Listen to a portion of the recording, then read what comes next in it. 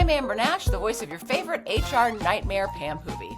Welcome to our Archer Rewatch podcast. We are currently covering a whopping 13 episodes of Archer for season 2 with a bunch of super fun guests. Welcome to Rephrasing.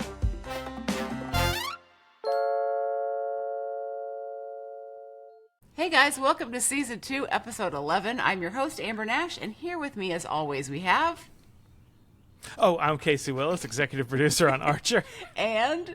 I'm Christian Danley. I was an editor on Archer. Together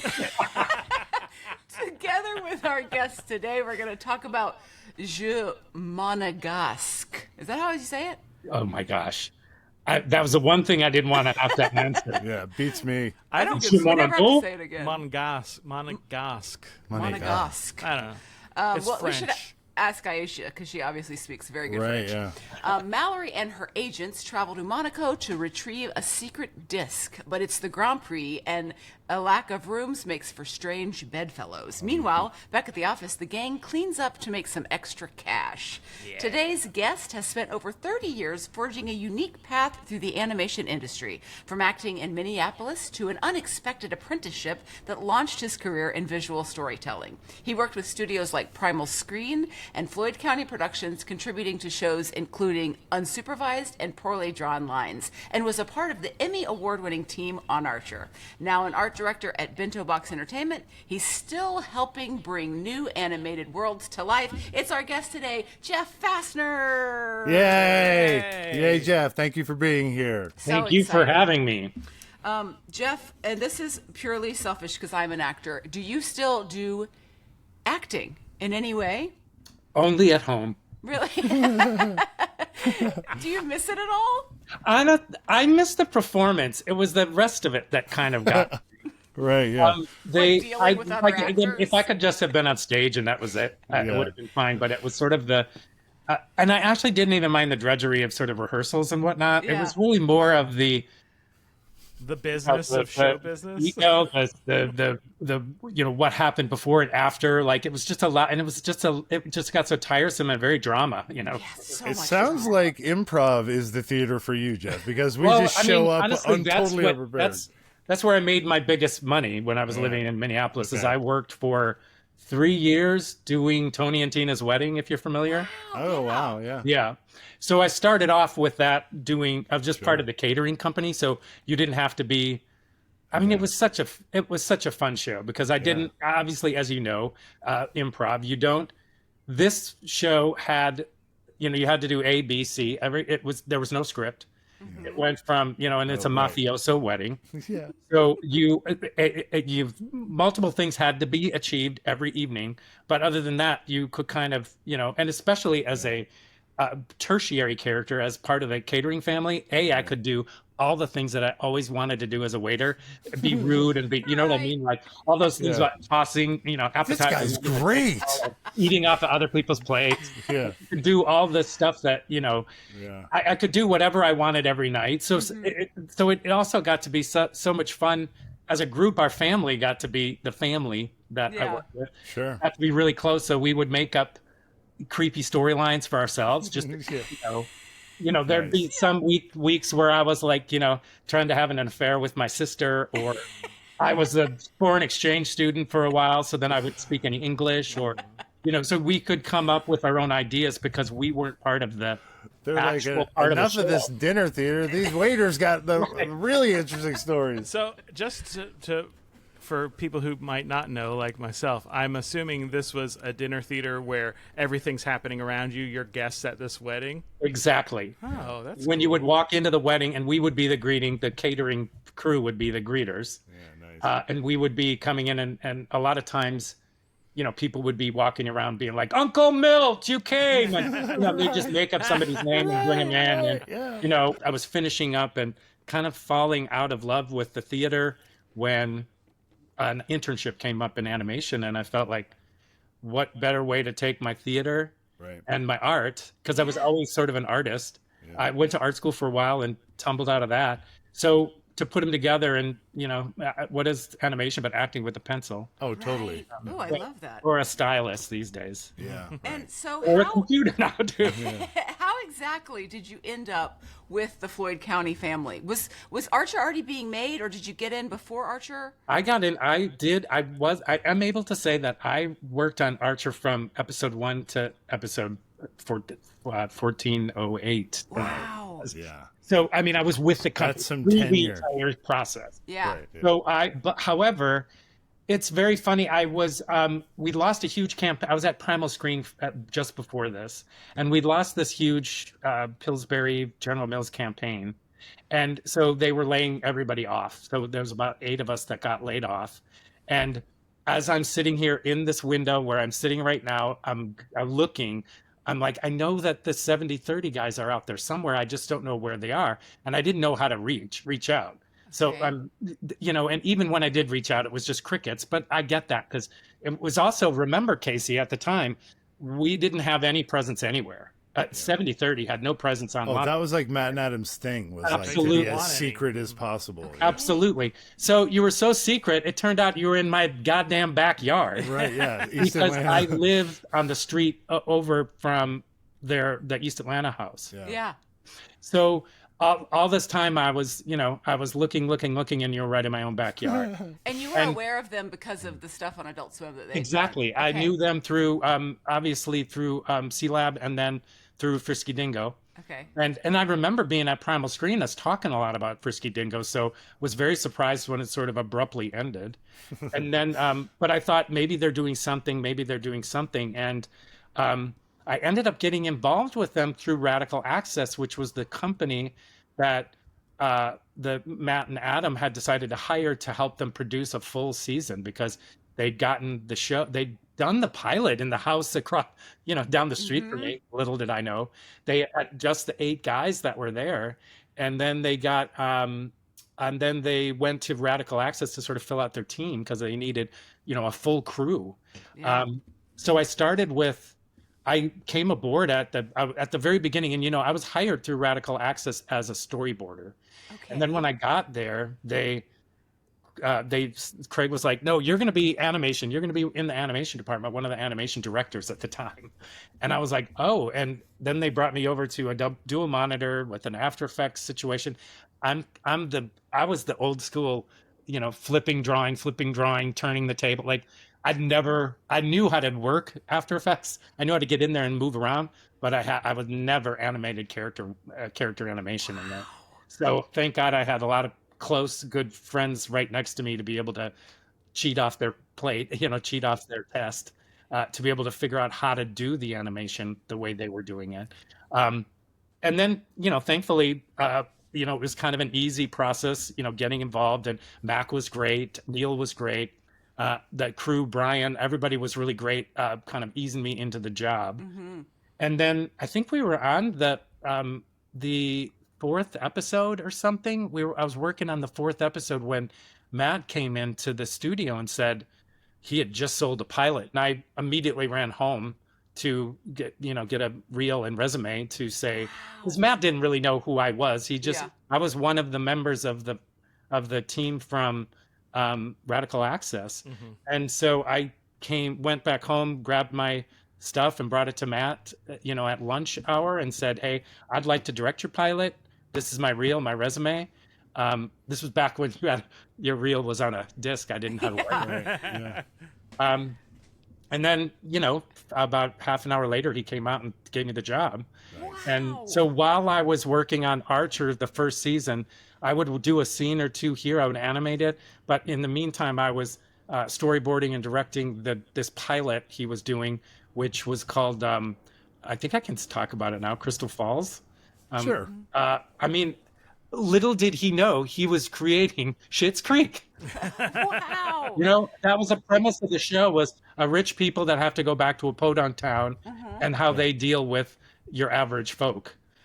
Jennifer Coolidge was in the cast. Yeah. Who else was there? What's his name? Michael. Michael Higgins. Yeah, from Best in Show. All the Christopher Guest movies. Wow. Yeah, he's part of Exactly. that crew. But Brian Doyle Murray. Yeah. And that would have been a lovely companion to Archer because it was done just like Archer. Yeah.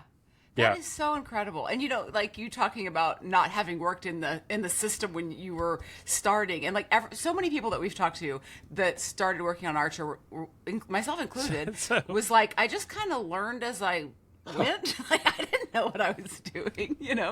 It's amazing how many great people came and careers kind of just like really blew up working on this show. Oh my God. And I think the greatest thing about it too is it's a show that I'd love to work on, but I would watch.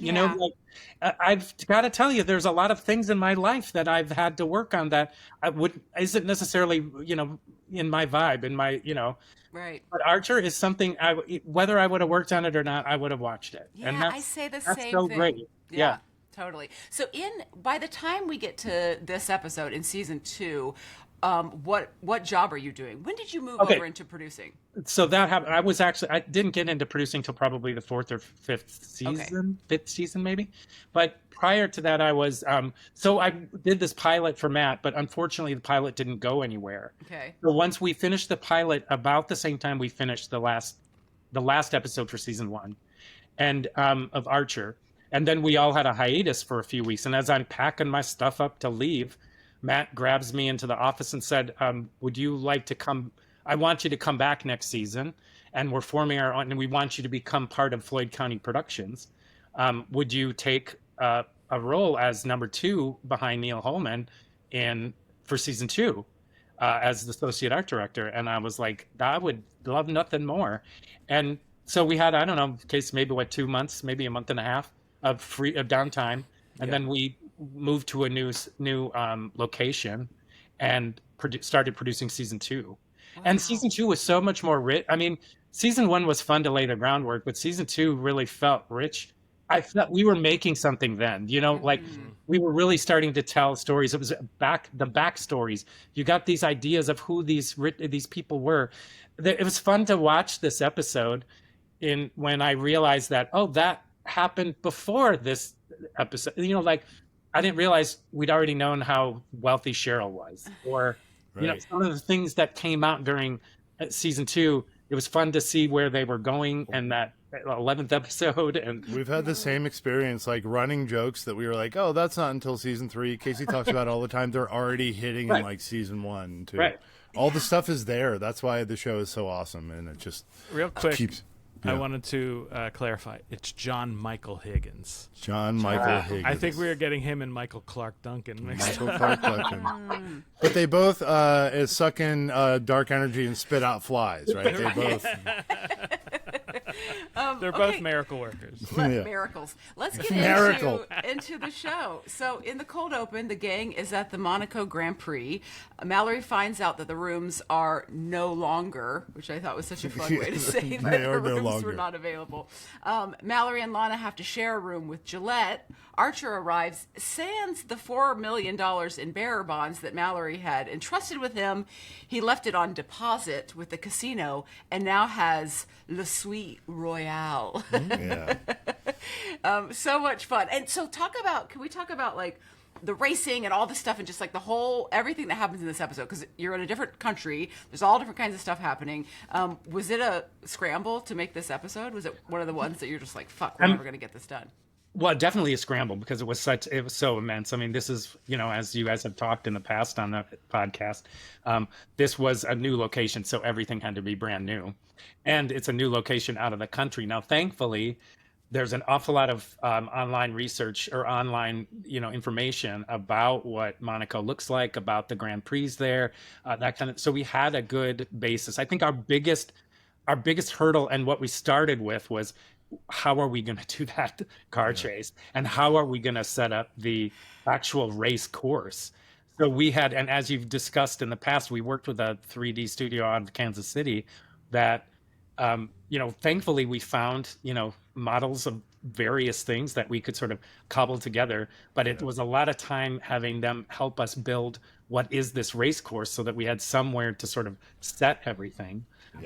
But I have to say the research was so fun and exotic. I mean, to be looking at those casinos in Monte Carlo and to sort of You know, the F1, the Formula One cars. Like, you know, we talk all the time about the ambiguous nature of the time setting of Archer. And I think I had a 1970s Matchbox car that was that, like, there's no safety features at all on those Formula One cars. Right. Just cool, man. They looked really awesome. And it was fun. And it was also one of the first that we had.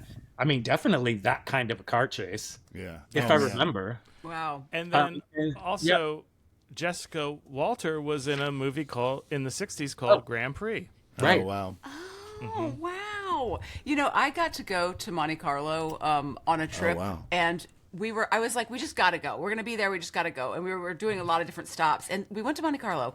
And it was in between, like, events, I guess. Like, there'd been, like, some kind of sailing thing the week before, and I swear to God, it was a fucking ghost town. Like, it's like nobody lives there when there's not something going on, and it's just like a country on the side of a cliff. It's so bonkers. It's nuts. I just saw a documentary about a murder that happened, or just some weird stuff that went down in Monaco, and just kind of how sketchy and corrupt the government in Monaco. Like, there's so much money in Monaco that if you have enough, you can basically do anything you want in Monaco. It's so bonkers. And it's just, the whole country is just the city, right? I think so. Tiny. Yeah. I think that's it. It was quite an experience. I mean, I can imagine, because it was so much fun to be researching and how this all looks, and, you know, from the landscape to the architecture to the racetrack. Yeah. Ours. It was a really fun episode, but it was pretty daunting, and I feel like, you know, it sort of crept into this episode before the episode after, just because we had to cram so much into it. Yeah, it's eating production time from the shows around it. Yeah, especially that, I don't know, I'm getting ahead of myself of the end scene with the helicopter. So it's so good. It's so good. Yeah, one of the things I just want to say is when I walked into the casino there in Monte Carlo, I'm used to Vegas casinos that are gigantic, and I was like, this shit's really tiny. Like, this place sucks. But then there's like the very rich part that you can't get into if you're a regular person. Right. It was absolutely insane. The one thing about this episode, and a bit of trivia, is the character Benoit. The face model for that character is, in fact, Jeff Fastner. What? Oh. I see it. There it is. There it is. Still got it, Jeff. And the Benoit is voiced by Peter Serafinowicz, who also did the announcer of the race at the start, which for some reason is credited to Craig Ferguson all over the internet. Weird. That is weird. And Jeff, had you been the face model? Oh, right. Well, he was doing a Scottish accent because he was trying to be a famous race car announcer named Jackie. Oh, fuck. What's the name of his? Jackie Michael Duncan? Yes. While Casey's looking that up, Jeff, was this the first character that you were the face model for? No, it wasn't. I was actually the guy they slapped the cigarette out of his mouth.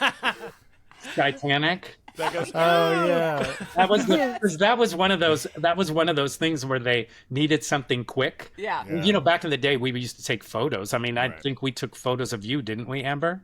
I don't know. I feel like you likenesses? Did, but I don't remember what it was for. Because I don't remember ever there being a character. Because I feel like everybody had to stand up in front of that chalkboard at some point. And I know that one was a quick one, so you can tell. And, I was without my glasses on both of them, obviously. But that one was sort of a quick shot because all they needed was the slap. Right. And you can't even tell it's me until you get to the profile, y'all. Right. Okay. Unmistakable. But yeah, I did. And then that was it. But, like I'd heard you discuss in the pod, we used to bring I have multiple friends of mine have been in the show visually. I love it. I remember, what was the name of the guy with the katanas? The Spelvin. Spelvin. So also voiced by Sarah buddy of mine. Oh, really? Oh, yeah, cool. The twins from the Swiss Miss episode, right? That's a friend of mine. We did doubled them up twice. So yeah, we would bring people in all the time if we knew that their look probably would work with whatever we were doing. I feel like by that time people had heard of the show. So if anybody gets asked to do that, like it's such a cool, it doesn't happen every day. So it's like so cool. People. I mean, especially the two guys I'm talking about, they were over the moon to do this, and to be able to have bragging rights that their face is an Archer. So fun. The commenter that they were that Peter Serafinowicz was channeling was Sir Jackie Stewart, also known as the Flying Scot, and he did ABC's Wide World of Sports. So he did. It sounded very authentic. It had a very authentic take to it. Did you notice that the name of the race car drivers were? Yeah, Michael Bivens. Bell, and DeVoe, and I didn't see that. Yeah. Oh God, I didn't notice that at all. East Coast family, Christian. We were just talking about this. Yeah, I'm a big fan of the East Coast family. ABC, BBD, all three of them. That's funny. Okay, so in Act 1, Archer is enjoying the opulence of his suite. Malory insists that they are changing rooms, and Benoit refuses. Benoit and Malory remind Archer that the suite's being comped is contingent upon him gambling, which he isn't going to do, he suggests.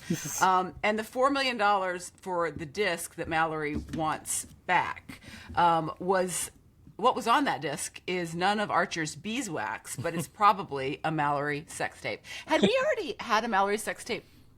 Yes. Okay, before this? Okay. We did? Yeah, because there was a whole thing with Jack Off. Jack Off, yeah. In the first season, there was like a sex tape. You're right.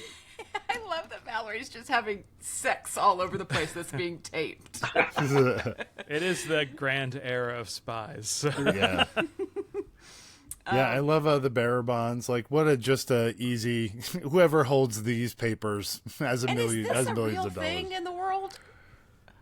I mean, I think it's in the movie Heat, so that must be true. Beverly Hills Cop. Yeah. So it must be true, right? And then Archer's gonna steal the money back, this money that was slightly borrowed. And then we find out that all of this is happening, this whole conversation with everyone, while he's getting an underwater blowjob. Yeah. And he's also asking for another hooker. Yeah. Which I was like, okay. Can't get enough. Oh my God, so gross. And like the fact that his mom's there the whole time. Yeah. It's just, oh boy. There was another hot tub scene in C-Lab. I was going to bring it up too. It is a reference back to a Quinn scene in C-Lab.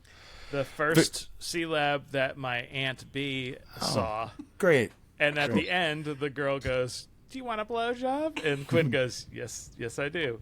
And my aunt goes, "I hope I didn't hear what I thought I heard." I was like, no, you definitely didn't hear. I'll do 2 more confessions for you, Casey Willis. Casey's aunt was very Catholic, if I'm remembering the correct aunt. Yep. Yes.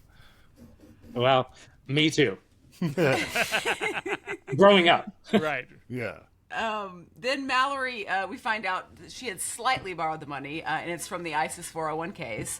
Benoit escorts Archer to a table to gamble, basically making him, with that lady that doesn't have any teeth, right? Basically making him gamble, and then Archer is up at the end of Act 1, and he is just having the time of his life. Yeah. When he set his chips down and they were rectangular. Yeah. I was interested by this. I've never seen rectangular chips before. It's a very European style. They're called checks. Oh, all right. Oh, fancy. Yeah. With a QUE. Yes. Oh, yes. I just remember again, we're back to the research on that, because I think I designed both the bathroom and the casino, just getting the areas that we needed, and the 3-corner proscenium kind of situation that's always necessary for something like this. It was fun to just be able to come up with that Roman bath of a bathroom. Yeah. Oh, with the tub. To do, it has to be the primo suite. I was like, how about some columns in your hot tub? I remember this episode because Thompson had me cut it up when we were trying to get Glengoolie made. A friend of his was trying to get some actual whiskey, and I was just cutting every episode that had Glengoolie in it. It's featured heavily in this episode. It's in like 3 scenes. Right. It's in that bathroom scene. Right. So Jeff, the black explain, Glengoolie Black. explain, like, so when you guys would have something, like you were saying that you had those 2 jobs to do, you had the bathroom and you had the casino. So would it be like, okay, these are the 10 things we need, and you're going to do these, you're going to do these? Like, how would that all get kind of... Yes, that's actually how, I mean, you know, part of it was basically you got to be on your toes. It's all a big game. So you have to be pretty flexible and pliable when it comes to any of this. I have to give a big shout out and credit to my buddy Neal Holman, who was he was my work husband for at least a good 2 years. And I felt like we had a really good communication relationship, so it always helped. We fed into each other's strengths. If there's going to be an action scene or the you know, car chase, that kind of thing, I relied on Neal. I mean, the other episode that makes me crazy is the Swiss Miss episode, because you can't even imagine what kind of chase scene we had put together. And then That's exactly what Neal said. I mean, we had like impaling from icicles and you know, people coming off cliff. I mean, we had this whole amazing thing we were going to do, and Adam was like, no, it's about the dialogue, so cut it. Wow. And so then it was just, you know, dodge rock, dodge smash, instead of all of this nuts stuff that we had. So anyway, we were good about leaning into each other's strengths, and I was really my strength was more research and like architecture, and you know, I had my finger, you know, I love architecture, I love to explore that stuff. So I'm going to be honest, it's season 2, I did an awful lot of the designs of wherever location we were. Okay. So you know, it was good to be able to have a partner who, and a lot of times we didn't even have to say anything. It was just like, hey, you get this. He had me do a lot of not color scripting, but more like color choicing. And, you know, so it was just like we had duties. Some of them were, you know, actual duties we had, and some of them were just implied, and we just knew it. That's so good. There's nothing better than having like a really solid working relationship, especially when I'm assuming you guys are working like insane hours. You're there all the time. Right. And to just be able to have a shorthand and sometimes not even have to say it is incredible. Was there ever a time that throughout all the time that you worked on Archer that you were like, you really wanted something and you had to be like, can I please have this? Because like, did you guys ever fight over who got to do what? Not fight, but just like people kind of coveted something? Well, I mean, I think, like I said before, I think my favorite episode of all time that I worked on was the Woodhouse backstory episode. Oh yeah. And I loved the whole, beautiful. I actually, you know, currently I'm working on a project with Chad Hurd, who I think is on your pod for all that. So we've been chatting back and forth about this. But first off, it was the first time I feel like we'd really gotten solid information about other people, and especially the enigma that was Woodhouse, you know. Yeah. Getting this backstory that came up was very, like I said, this started to be real. The show was sort of just a show, and then it started to become a real thing. You know, like we could produce Archer in live action. I mean, it doesn't even need the animation. It's so well crafted, so well scripted, and the way I think that that episode was the one that I was just like, I want to have it, because I loved the idea of the World War I, and just getting this whole crazy backstory of what happened with him, and you know, of course, you got to love a good love story. So that one I definitely remember being like, I want to be a part of this one for sure. I just want to ask a quick question, and for the viewers, hopefully too, are interested in this. You would design. They can't respond to you. They can't. Guys, put a comment down below. So you would design a background that would get sent to Trinity Animation, and they would build a 3D set in a 3D software, and we could move the camera around, take camera angle shots of that. Yeah, you threw away this 2-corner proscenium. Do you mind defining that a little bit? And then it comes back to us, and then the background team paints it. Is that correct? That is exactly how it worked. And a lot of times it was a lot back and forth at first with their building, because they would not only build it, but a lot of times we would throw textures at them. So if we needed wallpaper, if we needed marble, if we needed anything that looked like it, that just would need to wrap around or need to be fleshed out within the environment, we would make sure that stuff was provided to them, so that by the time we got it, we got this sort of strangely lit raw version of whatever we were going to do. And then the background artists, just great artists, come in there and started making it painterly. You wanted to make sure that it felt like it was a dimensional place, but it was definitely had this human touch to it versus this 3D, this hard 3D thing that can happen from coming up. It was way more than just painting over a 3D image. Absolutely. It was giving it a lot of life. Absolutely. Then there's decisions that have to be made, like, okay, the bubbles in the bubble bath, are they going to be a background element, or are they done by illustration? How do we or are they going to be done in composite? Exactly. Yeah. Wow, that's incredible. And see, Jeff, hearing you talk about it, it seems like you are just like, you love what you do, and like it had to have been a dream to work on such an incredible show. I mean, up until that point, I'd always done, for maybe 10, 15 years prior to that, it was commercials, which I love too. Yeah. Thank God for Cartoon Network. It gave me a career, because we did I started with Primal Screen when they were doing the black and white checkerboard bumpers for Primal Screen did like so much for the Cartoon Network, like interstitials, and I have so many through art school. So many of my friends worked at Primal Screen during the heyday of Cartoon Network. Right, and I also did a lot of work with them. That was the animation meets live action, and that was tons of fun to be able to do. I worked with stuff through Nickelodeon, Disney, Cartoon Network, where we would do. I remember doing a whole campaign for Disney where it was all the Disney properties, Lilo and Stitch and Kim Possible and whatever, and they're moving in with Raven Simone and whatever for the weekend. And so it was fun to be able to like be at these and then they would send me out to the shoots, Primal would, and I would actually execute, like I would be I would be in the video village with a laptop and another computer, and I would be able to pull in the rough board and drawings that we'd done prior, so that the clients could see, oh, that's how Kim is going to be framed in that doorway, or that's where, and then I would put it in and then be like, no, Raven, look down, she's smaller than that. That's so cool.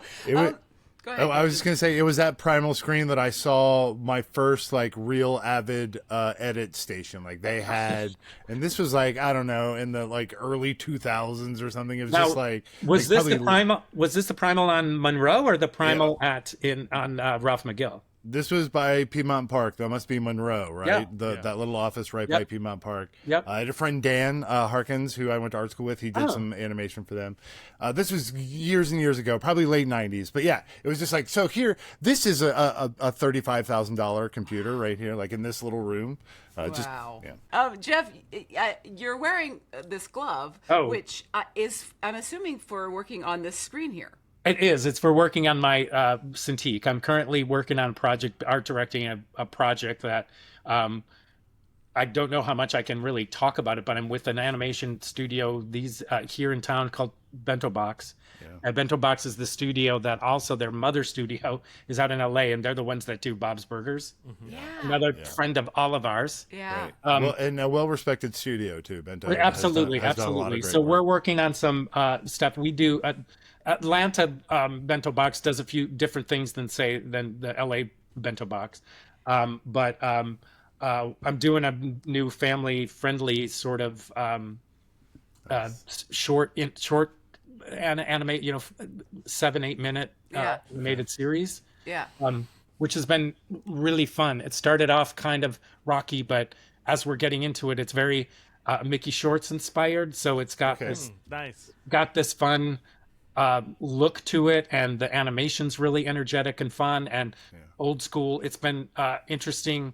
I miss my Archer days, but it's been interesting to go into something anybody can watch. Wholesome. Right.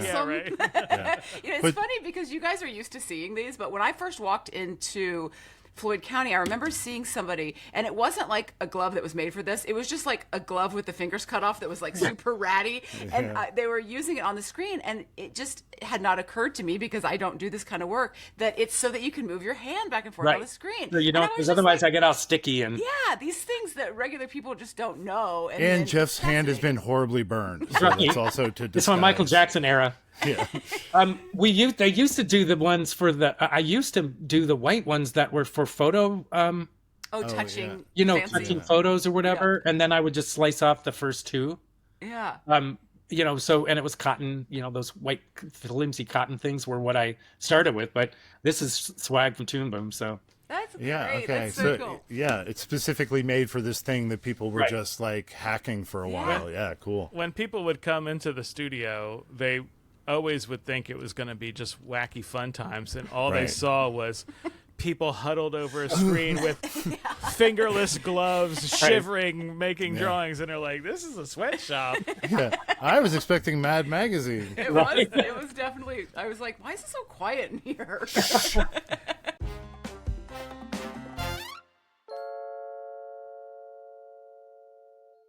Welcome to Real Spy Gadget, or Fake AI Slop Image, a segment where we show you a few images and you tell us if those images are a real spy gadget from the grand era of spies, or an AI-generated slop image that Christian made, or Casey made. If you'd like to play along, you can find these images on our Rephrasing Instagram page. Today, we have Jeff Fastner joining us. Thanks, Jeff, for playing our dumb game. Oh, of course. Okay. I love dumb games. Yeah, well, here you go. And Christian, over to you. Thanks, Amber, and thank you, Jeff, for playing. A note about AI. You hate it, we hate it, it sucks. This week's AI slop images were curated by Casey using Canva's generative AI function. We're not sponsored by Canva. In fact, we pay them monthly for the privilege of using their website. And now, the images. Okay, Jeff, I'm going to show you 4 images. One or more of these images may or may not be an actual spy gadget from the grand era of spies. Alternatively, one or more of these images may or may not be completely AI-generated slop that Casey spent an hour making in Canva. It's up to you to decide. But wait, one more piece of information. The AI was being particularly nasty this session, and it only produced explosive devices. Oops, all bombs. And remember, if you want to follow along, please check out these images on our Rephrasing Pod Instagram page. We will post these images there, but for the sake of our ears-only listeners, Amber, Casey, and Jeff, would you please describe these images as I bring them up? Sure. First one is for Amber. Here is image 1 for Amber. Screen share. Okay. This appears to be a canteen-like device that is skinned in a coconut shell, as far as I can tell. Or a mango. And then the bottom, it seems to have a false bottom, so that maybe there is a compartment for something to go into, and then like a straw or something that's coming out into the compartment that the water would still be in, or whatever is being held by the canteen.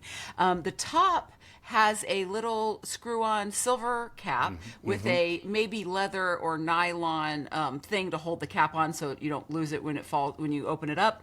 And either this is cut open for us to see the inside of, or maybe it's cut open because that's how the device works. Okay. So part of the shell is laying next to what appears to be the canteen with the face cut off of it. Great. And the interior of the shell doesn't look appetizing.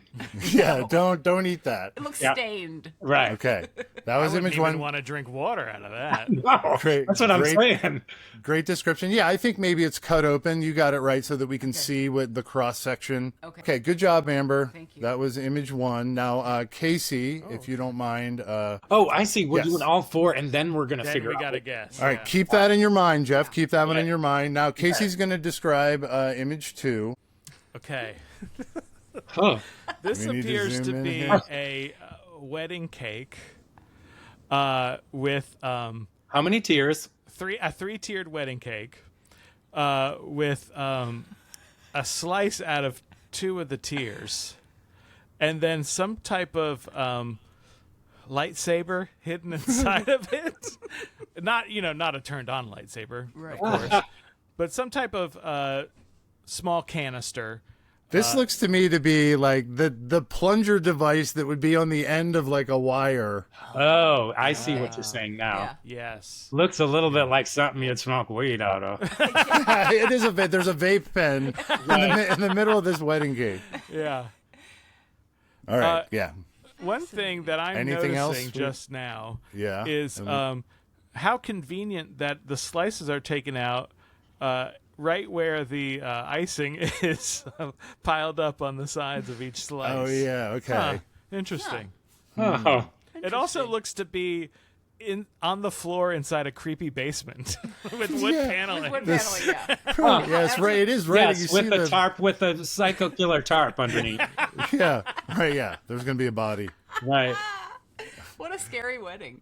All right. Excellent work. Now, Jeff, if you don't mind describing image 3, Let's go. this is your image. Oh, wow. Well, this is easy to describe. Old 70s, I guess 70s, 80s skateboard. But we're looking at it from below, underneath. So it's turned over. But where the I don't know what you call the axle. What would you call it between the two? Those are trucks. Trucks between the Truck? trucks. Trucks, like in the CK trucks. Got it. Yeah. Yeah. So the trucks looks like a, I don't know, 3 batteries put together Yeah. Yeah. with That's a pretty good description. and there's a top on the front. I guess that's the front of the bottom of the skateboard is some sort of mechanism at the top. I don't know whether it's I mean, it looks almost like a black magic marker cap. Yeah. Yeah. And then what is that? And What's then going what's on? the, with- yeah, that's what I was going to say. There's some struts or some sort of things screwed in, I guess, to keep the batteries in place. Yeah. And then there's also something on the top. I don't know. Is that on the top, on the front part, the very tip, that blue Oh, thing? yeah. This blue What? thing up here. Huh. I don't know what that blue is, or I don't know if that's part of whatever's on the bottom of the skateboard. Yeah, is it graphics or is it There's functional? a blue graphic of some kind that lays underneath my cap. This is what all the kids are whizzing around on the belt line on. Yeah. Exactly. Yeah. All right. I think They good just description. scoot off Yeah. right into a helicopter. Okay. All right. Keep all 3 of those. One more. Okay. We're determining what's real and what's not. Okay. The 4th image is a Vespa. Old school. It is gray. It appears to be parked, maybe like it's in a museum, because behind it you can see its reflection, like it's on being reflected in some glass. It doesn't appear. Oh, sorry. There is on the floorboard where you would put your feet of the Vespa. There is a brown canister that appears to be maybe wrapped in like brown paper. Yeah, like that old timey waxing It looks paper. like a salami. Yeah. Yeah, right. And it's got a cord coming out of it that looks to be hooked into the floorboard as well. Like it appears to be some kind of. I mean, you said all bomb, so it does appear to be a kind of bomb device. It's not at Look like a all sausage. hidden, so Yeah. it's not. The person getting on it would absolutely know that it was rigged with a bomb. Right. Yeah, that's really all there is to it. That's a It's pretty- strange package to carry. Yeah. Yeah. Yeah. What of those 3 images do we think is the real or the fake image? Well, I guess who gets to guess? Because It's you you, what you Jeff, two, it's- who knows this? Who knows it? This is like 2 truths and a lie, right? Right. There are 3 lies, but 1 is real, right? Maybe. Casey knows. Oh, Casey maybe not at all. curated these, so he knows for sure. I don't know. So you're saying 2 could be real? One or more may or may not be real. Okay. Okay.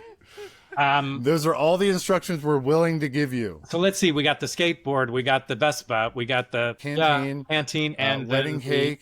The cake. I mean, the cake is so Skateboard. weird. I feel like that. Wow, where would you come up with that idea? You know, Yeah. it seems, but it is true. There is the way it is shown.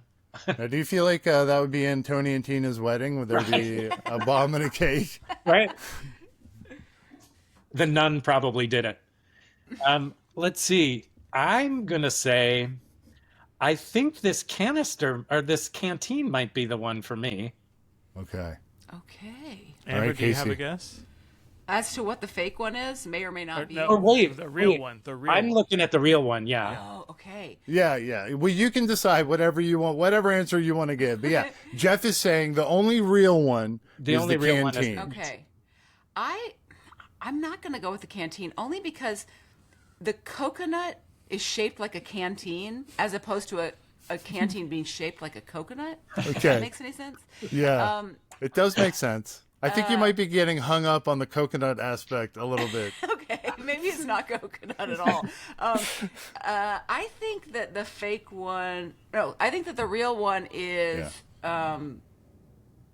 I think that the real one is weirdly the Vespa scooter because it appears to be in a museum. Yeah. Okay, Casey, do you want to reveal the answer? The real one is the canteen. Nice. Jeff is correct. Jeff wins. Yes, Yeah, Casey. it looks like it's a booby-trapped canteen that if you take the top off, the explosives, I guess, are under that red wax. That's how you activate it. You Yeah. maybe pull So the top up. so the explosives are in the part we can't see. I think Right. so. Yeah, I think that's so you could actually put something in it and it would feel real, rather than Well, have there was water. always, if you go, there's also a little black tag or something in the back that I wasn't sure Yeah. if that's the I think way. that's the other side of the strap. Oh, see, I thought maybe it was also, it could have been like the way you clipped, you turned it to Yeah. clip it, but you're right, it's part of the strap. I see it now. Now, is this a coconut? I think it's felt. I think it's Okay. brown felt. I don't think it's supposed to be a well, coconut. you said it. You wrote it down for me, Casey. But this is a spy device that was used. This is in the International Spy Museum. This bomb is disguised as a canteen. It was used by the U.S. Army during World War II. So maybe Cool. this is what a World War II standard issue Army canteen Yeah, looks well, like. I used to work at a camp for troubled teenagers, and all the canteens we got were government issued, and they looked exactly like this because they didn't make new ones in the 90s. Right, yeah. World War II Yeah, canteen. there was probably at least one bomb canteen in there too. Right. Yeah, probably. And you were always like, why are they coconuts? Why do they look coconuts?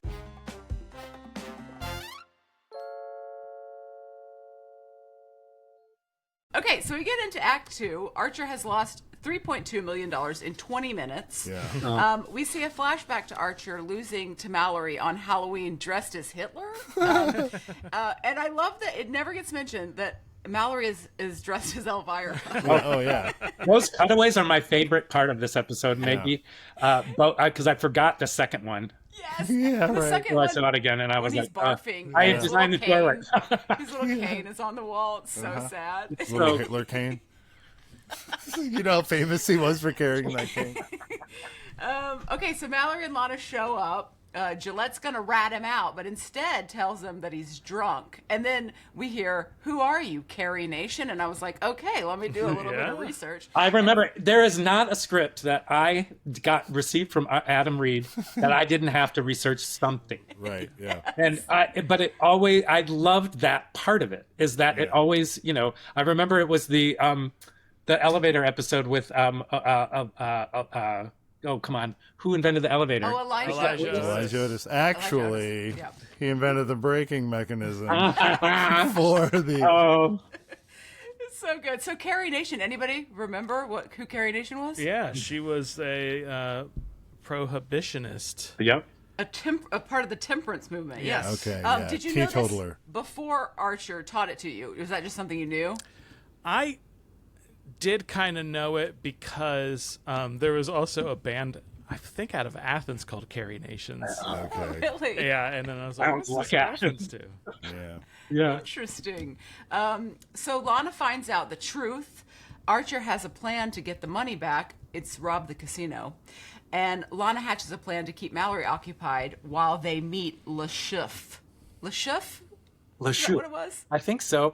I feel like here's the other thing is I feel like we had to make a dossier, and then it had to be cut or something, because I did find it odd how much we talked about him, but never saw him or never really addressed. You kind of address it in the beginning, but it wasn't until we get to that scene in that thing where you see him, or like I feel it's funny how much I remember from the early stages of stuff that ends up having to go in the trash or has to be altered or has to be, because you never, you get a script that is, whatever, 24 pages or whatever, and it's not going to fit into the 22 minutes you have, But I feel like at one point I remember trying to put together the dossier and just getting it finished when I was like, oh, they're cutting it. Classic. So we also see that Gillette will be dressed as Malory. That was really it was confusing for me. I mean, I assume for you too, Amber. Like, it was the most that Lucky. It looked like Lucky. Like usually when Gillette's talking, it just becomes Gillette. Like, the fact that it's based on Lucky's face just kind of goes away, and it's Gillette. Why do you think that is? I think it was just because the blonde was gone, and it was just Lucky's face and that little framed in that hair. It was so funny because when you have a person in a costume to look like somebody, it was so different than just taking somebody's head and puting it on this character. Like, right, it was so Malory. Yeah, like the clothes had yeah, right. Did you guys change the body at all? Like, do you remember how you created the? Well, that's the whole thing. Is I don't think we changed anything, but we might have changed the legs. Okay. Yeah. At least scaled but up. Other than that, I the think scene that with it's her... probably everything other than the head. Yeah. And then having to take her hair and put it on, and then in the same way, having to animate him with that hair. Yeah. Yeah. I don't know who the model for Le Chouf was, but he looks like Mr. Potter from It's a Wonderful, He does. Wonderful Life, which is Lionel Barrymore. Yeah. Oh, okay. I think so. I'm trying to think of when we were very, very adamant about photo reference, but then there became a time, maybe season 3 or 4, when we started to sort of get a little loosey-goosey. And then there would be times where you're sitting there and somebody would come over and tap you on the shoulder and be like, hold this glass for me, and you'd hold it and they'd take a picture because they needed the shot glass or whatever, just really quick, and then you're back to it again. Why do you think that it started to get loosey-goosey? Is it because you guys were just getting good enough that you didn't need the references, or? I think 2 reasons. I think the library became Library. Yeah. So after a while, it was just, you should have saw the library we would have, the morgue of everything we did. We'd have it on pages and pages of, they'd be this big, and it's just like all the hands, and then it's women's hands, men's hands, and it would fill the screen like, everything was sort of microscopic, and you'd have to be like, okay, and then you'd grab that one hand and moving to change out the pose. But I think it was that, and also the speed with how we were doing it, and then we also got really good at Frankenstein. So then it was just sort of like creating your own monster. So it was taking eyes from here and a mouth from here and a whatever, and if it looked right, we went with it. Yeah, well, once you have a library and you can start building stuff, then you can spend a little time like tweaking it and making it a little like nicer and making more stuff. It's like, do you guys remember fashion plates? Yes. Do they have them for boys? There was a boys version. There was a monster version. Yeah, it's so fun. Fashion plates. The thing is, though, like, we built this giant library, and then like we got a little loosey goosey with the costumes, and then season 8 hits, and Adam's like, all new costumes. We hired a Hollywood costumer to come in, rent these really, like, some of them were antique suits for the characters to wear and stuff. So then, 8, 9, and 10 kind of blew everything up. And so, it's kind of cyclical how we do. Yeah. Yeah, as soon as you guys started feeling safe, you'd get your asses handed to you. There you go. You got to mix it up, otherwise they'll get complacent. Face. Yeah. And then we see again the briefcase with just a muffin on a plate. Yeah. I learned about earlier this season. And then Archer goes all the way back to Frisky Dingo. That's all. That's all we'll say about it. I love it. Archer and Lana will take the bodyguards and get the sex tape. then how are they going to get the money back? And we don't find that out until Act 3. In Act 3, the casino guards are already tied up because they were already being robbed by somebody else, which was Benoit. Yeah. And they've got to find him, and he can't go anywhere because the Grand Prix is going on, so he can't get off the sidewalk. Right. Meanwhile, Krieger is selling ISIS equipment to get the money from his 401k back, and Pam decides to throw in some blowjobs. And then we see the chase. I mean, the chase is incredibly awesome. Really, let's talk about the chase. Yeah. I love that Gillette's wig flies off. Yeah. We've never seen that before. Oh, that. So good. It was really one of the ones that I remember integrating the 3D aspect really hard in this chase. I think those cars go like they rotate, man. And even the backgrounds, those like coastal highway backgrounds. Or the city streets, the city part of it. Because I remember we built it. I mean, first off, we had to do sort of a map from above about how we intended it to move. Yeah. Then we had to put some buildings in one section, a bridge in one section for them to jump off. Then it was the coastal part of it. So it's sort of like also keeping just simple geometry in the 3D, but mapping mountains on that, and and I feel like that. I mean, maybe I'm misremembering, but I feel like the parked car and the tow truck and everything, I feel like we had another idea first, but we had to go back to this because it was just a more streamlined. It was a more streamlined idea, and it was also more streamlined to execute. Okay. I don't remember how we thought we were going to get it happen, but for some reason I remember sort of coming up on the back end of that concept. I remember another missile getting fired and like chasing a car. Was that something? I feel there was some. I mean, here's the deal. It always was more than we knew we could handle. Right. Yeah. And more that we knew it would fit. You know what I mean? We knew that it wouldn't. Because the other thing is, I also remember that leap from because that was one of the first. Yeah. I believe it might have been our first foray into the tune harmony. The maybe the animation of that, because it's Archer jumping from one car to another, and we were learning a new software that we wanted to invest in and participate in, because Matt and Adam had other machinations with more shows, more stuff coming our way, and we thought maybe we need to get out of this a little. I don't want to call it archaic because it was part of the charm. Artifacts was not how we did After Effects was not made to animate cartoons. It was not supposed to do what we were doing with it. Exactly. And I think that's one of the ones. I think that's one of the very first things that we did. We did it in Harmony to sort of figure out in this different software to sort of prep and to start training our people on, hey, maybe we're going to start animate it this way. Because we had been working in Flash. Maybe it was even done in Flash now that I think about it. And this was it might have been Flash. Looking at prepping for Flash, because we did unsupervised in Flash. Yeah, because I don't think Harmony came into the picture until we were in Atlantic Station. Oh, really? I think so, but I'm not sure. Because also, you guys eventually had like a whole 3D department, but you didn't at this time. No, not at this time. But we were coming up, right? Yeah. I would say season 3. Yeah, that we started to introduce. We were still using Kansas, but we had a handful, like 3 or 4, just so that we could sort of offset and do some of the more elaborate and some of the more sticky stuff in studio, so we weren't going back and forth and time zones and all that kind of thing. Mm-hmm. Wow. So in the whole episode, how much of your percentage of time do you think it took just to make the chase? Oh wow. Well, here's the thing.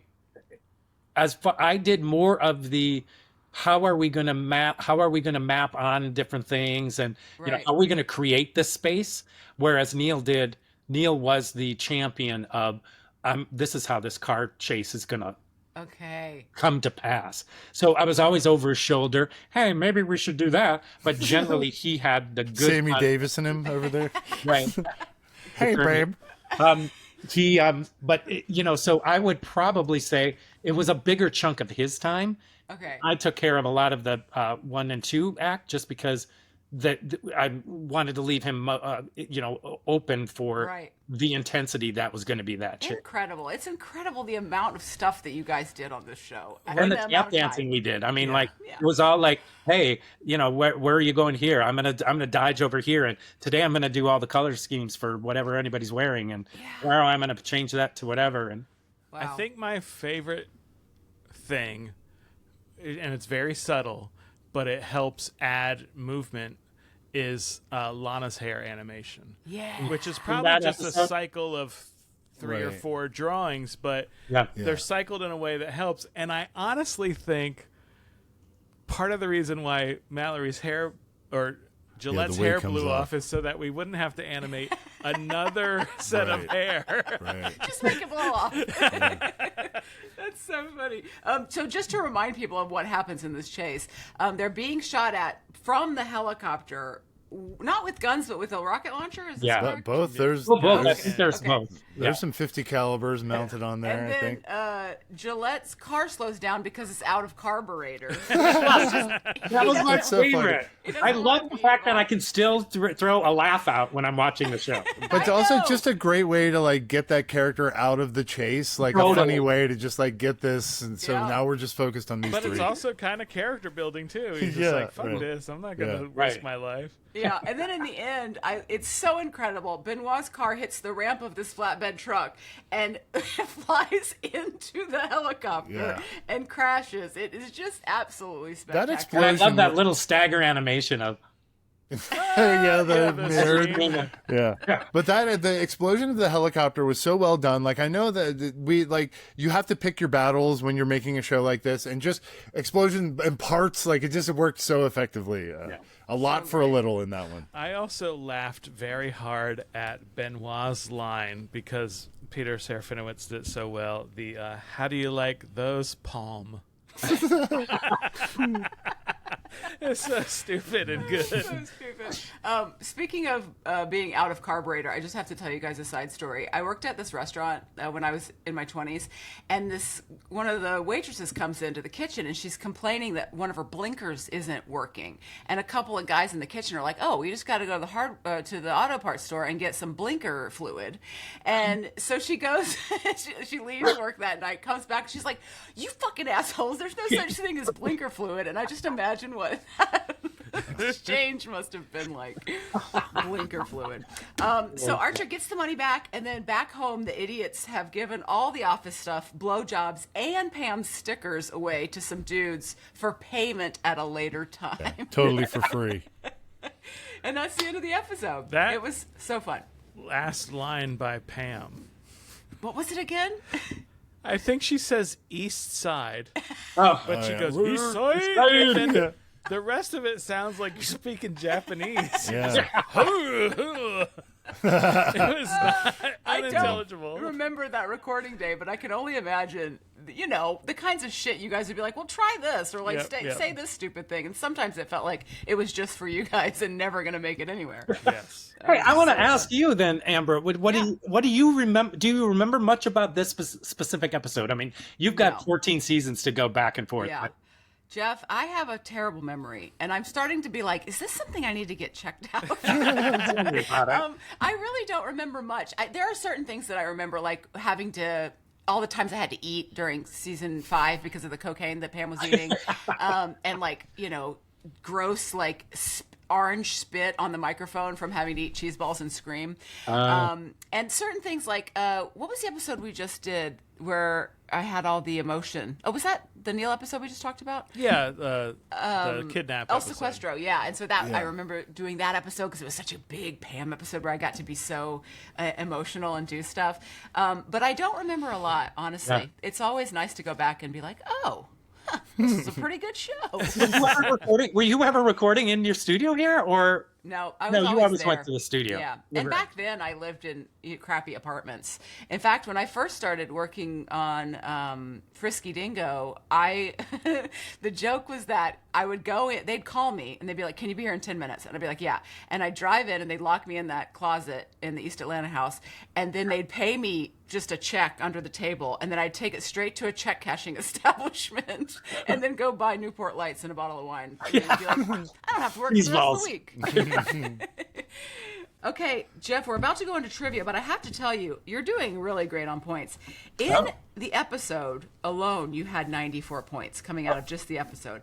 Oh my gosh, how did I get points in the episode? There's no way to know, actually. Wow. Then, just because of what happened in the Real AI Gadget segment, you got 100 points for getting it right. So you're going into trivia with 194 points, Okay. Jeff. Oh my gosh. That might be the most anyone's going into straight trivia with. You're right. We say that every episode. Right. Now this is going to kill me. So, the trivia is not about the episode. It's based on the episode, and I try to. Oh, you're going to give me Formula One. Ugh. Well, And it's really fucking hard, too. Yeah. We should say that, too. I've heard. in this casino, in this episode, there's a casino. One popular casino game is roulette. What's the difference between American and European roulette? Huh.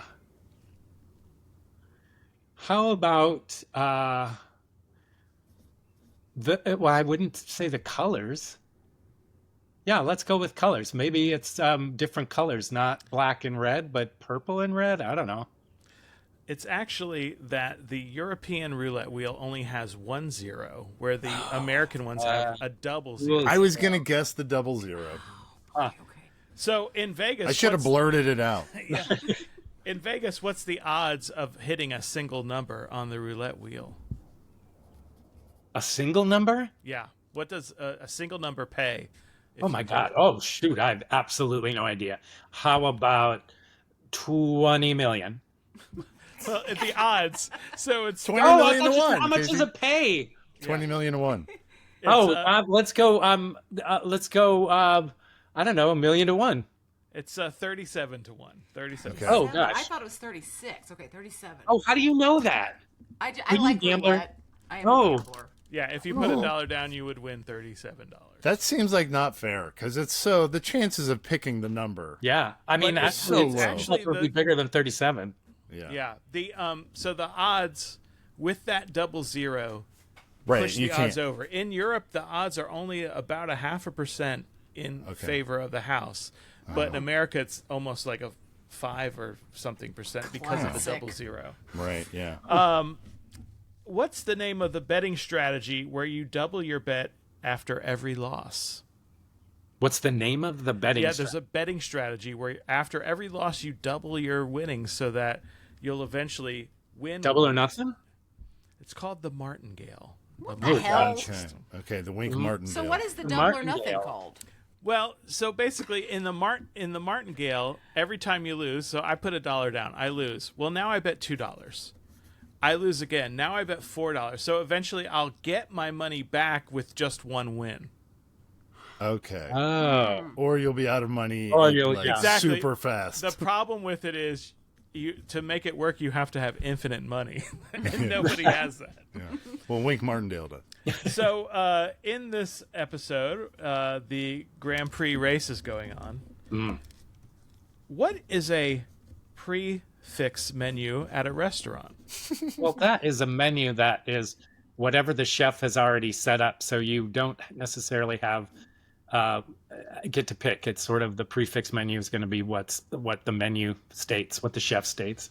Yes, and it's a set price. Like you pay. A buffet is all you can eat. Mm-hmm. What is a Swedish word that has become synonymous with a buffet here in America? Smorgasbord. Smorgasbord. Excellent. And what's a smorgasbord or a buffet called in Japan? Ooh, gosh. Yeah, sushi? No idea. In Japan, it's called Viking or Viking style. So racist. Nice. This is a racist name. Were the Vikings known for buffet eating? I have to imagine it's because of smorgasbord, and they're like, we're not going to try to say that in Japanese. We just Yeah, say okay. Viking. Eat like a Viking. Come on. I mean, You know I that. think maybe they just like to eat a lot. Yeah. They I had think actually, like an all-you-can-eat thing is, well, they're not rare, but it's more rare to me in Japan than it was in America. There Right. was not a lot of Sizzler salad bars over there. Yeah, country Right. buffet. Old Country Buffet. Yeah, there you go. Nice. Old Country Viking. In this episode, Malory and Archer are dressed as Elvira and Charlie Chaplin. There's some debate on that. And Archer Right. says, "Why was I dressed up as Hitler? What is the 1940 Chaplin movie that is a satire of Nazi Germany called?" The Dictator. Nice. Yeah, it's technically The Great The Dictator. Great but Dictator. Oh, The Great Yeah. Dictator. Yes. We'll accept what it. is special about that film for Charlie Chaplin? I think it's the first one where he actually spoke, right? Correct. It's his Nailing it. first sound movie. Yeah. Elvira, I mean, have you ever seen City Lights? It's one of my favorite movies of all time. is it a Chaplin movie? Chaplin movie. It's the one where he falls in love with the blind girl. Oh, all right. No, Oh, I should see it.